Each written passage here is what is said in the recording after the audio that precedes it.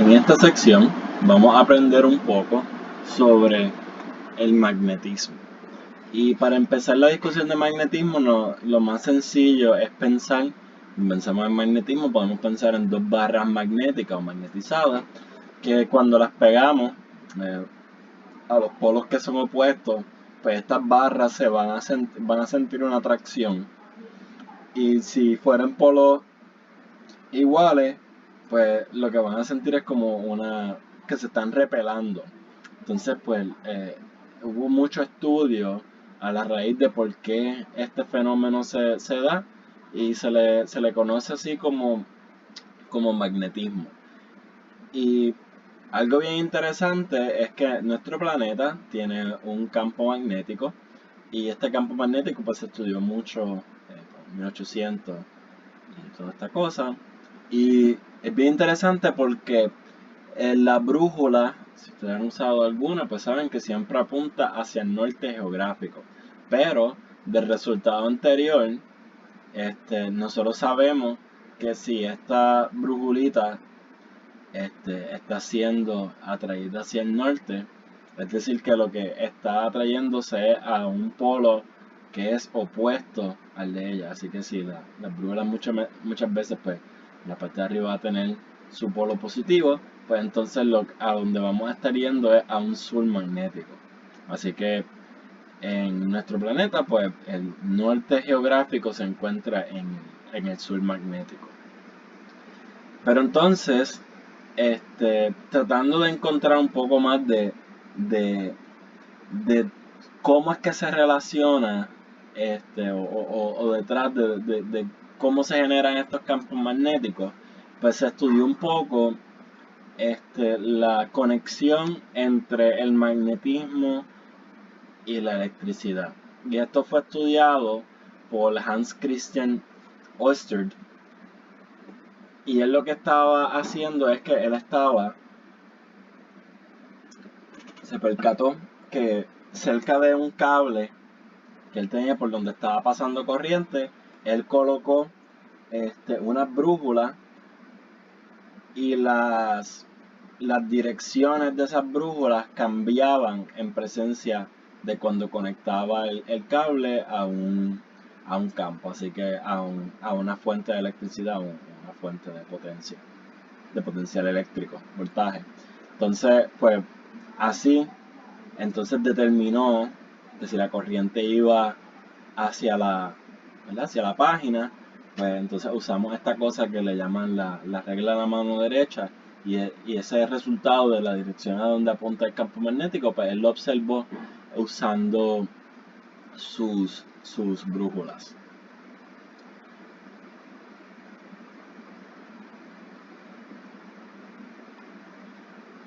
Y otro resultado bastante importante que podemos notar es que si nosotros colocamos dos cables juntos por donde está pasando corriente, pues entonces va a haber una fuerza magnética que asociada entre ellos, así que los cables se van a atraer o se pueden repeler. Vamos a ver eso un poquito más adelante también.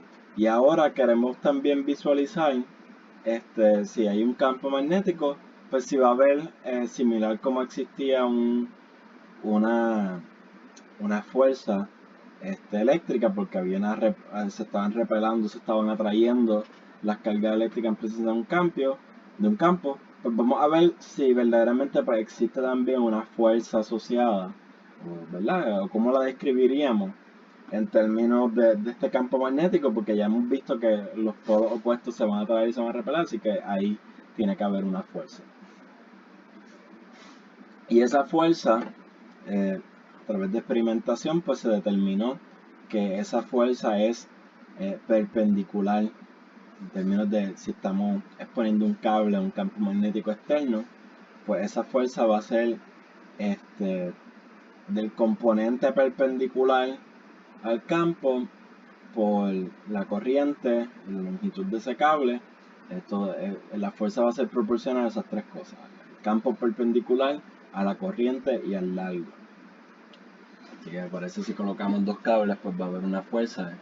En ese caso el campo externo va a ser el campo producido por uno o el otro. Entonces, en general, esa fuerza perpendicular siempre la podemos tomar como B seno de Z y Z que sea el ángulo entre el eje por donde pasa la corriente, el del cable, y el campo magnético. Y entonces así podemos escribir que, y simplemente para efectos de dibujarlo antes de pasar allá, ese componente perpendicular, ¿verdad? No va a ser otra cosa que aquí, si tratamos de dibujar ¿verdad? Acá está B y en azul, este sería B, y en azul aparece este componente que es perpendicular al área y por eso es que tiene el seno de Z. Entonces podemos reescribirlo de forma tal que ahora la fuerza magnética para un campo uniforme pues va a ser la corriente por el largo producto cruz con el campo magnético, porque esa fuerza pues va a ser perpendicular a la dirección por donde está pasando la corriente. Este fue el resultado que se encontró experimentalmente y se describe de esta manera. Y para una unidad de largo pequeñita pues se puede escribir la fuerza de esta manera, tomando entonces un diferencial de largo por donde está pasando la corriente. Así que en este caso estamos poniendo el largo entero.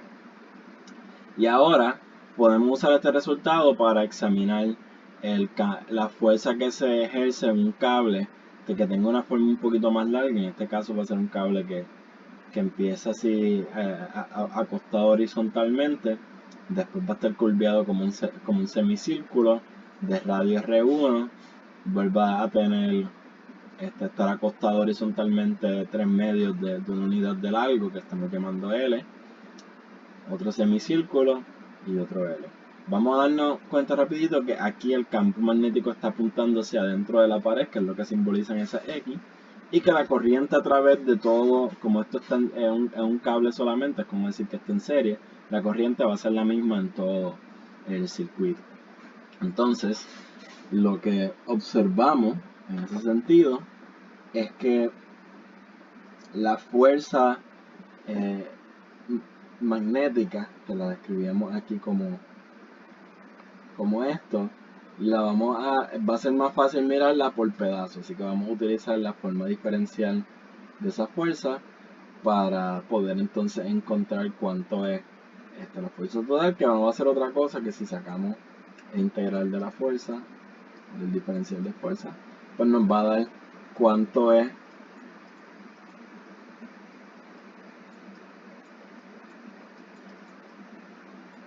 al final del día, pues la fuerza total. Esto es lo que nos va a dar la fuerza.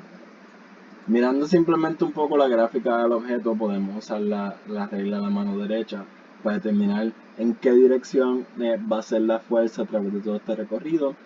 La corriente va de derecha a izquierda, así que vamos a ver si la dirección de la corriente hacia la derecha y el campo hacia adentro, la fuerza va a ser hacia arriba en todo estos espacios. Y como estamos aquí aún en los semicírculos, donde pues tal vez haya unos componentes que estén un poquito torcidos aquí, se va a encontrar que en la suma neta, este componente y este que está por acá, por simetría, pues se me van a cancelar los componentes en X de la fuerza, igual acá, y entonces siempre el producto neto va a ser una fuerza que apunte hacia arriba en Y.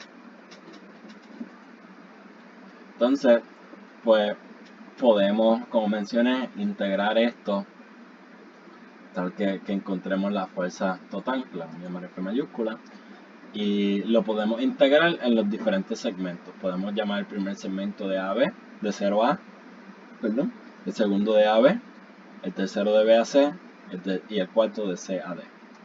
Y por último de D a F. Y entonces aquí podemos ver que estos son líneas rectas, todos estos términos del dibujito, y hay dos componentes que son de los círculos.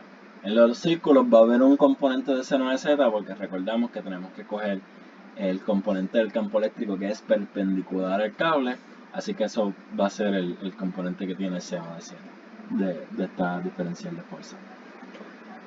Haciendo eso, vamos a llegar al resultado que si el campo magnético externo es constante, y pues podemos entonces hacer estas integrales. La primera va a ser de 0 a L, o sea, el largo de 0 a A. La tercera, el largo, podemos coger un diferencial de largo del arco igual a R1, que es el radio de ese círculo, por seno por de phi. El seno del ángulo sale de la definición del componente que sea perpendicular. Así que pues al final del día nos va a quedar que simplemente una integral de 0 a pi de R seno de phi de phi. Y las otras integrales como corresponden. Vemos que para el otro círculo igual vamos a usar el mismo truco, lo único que ahora pues, el diferencial del largo va a ser igual a R2. Igual es de 0 a pi porque es medio círculo, 180 grados de arco.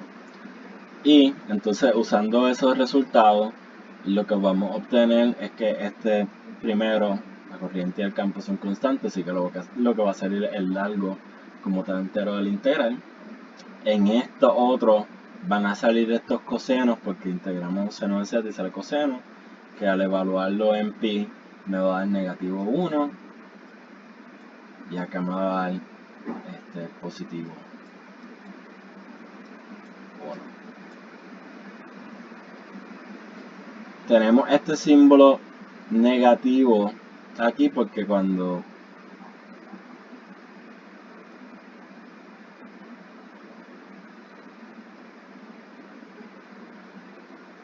por un error, eso parece ser un error en el cómputo, este símbolo de aquí debería ser, sí, perdón, es negativo porque el integral de seno es negativo coseno, así que de donde sale ese signo negativo. Y finalmente pues observamos, sumamos acá que va a ser igual a lo que sea el largo, el integral es de la forma u evaluado entre 0 y ya, siempre va a ser. Entonces pues 3 medios largo la corriente pues, un 0, que igual es lo que esperábamos por un cable por donde pasaba una corriente constante. Acá entonces tenemos que el segundo componente de área igual va a tener, del arco de un círculo va a tener un negativo porque la integral es de seno, es negativo coseno, y va a estar evaluado de negativo 1, de coseno de pi más negativo 1 hasta coseno de 0, que es 1. Así que finalmente el resultado lo que me queda es sumar 3 medios L por 2 veces L, pues eso es como decir, estamos sumando 4 medios más 3 medios, me quedan 7 medios L, 2 veces lo que sea el radio de 1 más el radio del segundo círculo y multiplicado por la corriente y el campo constante. Lo que estamos viendo aquí es que este resultado es como si hubiéramos aplanado de alguna manera esos. Verdaderamente lo que hicimos fue que el resultado independiente de la forma como tal del circuito como tal, en el sentido de que siempre la corriente va hacia la derecha, y lo que hicimos fue que esto lo que representa es el largo del cable entero, como si estuviera aplanado. Así que la fuerza va a ser como si el cable estuviera aplanado y lo estamos multiplicando por una corriente, ¿verdad?, constante y por un campo constante. Entonces pues ahí tenemos el resultado de la fuerza. Es un poco independiente para este ejemplo de la forma del cable.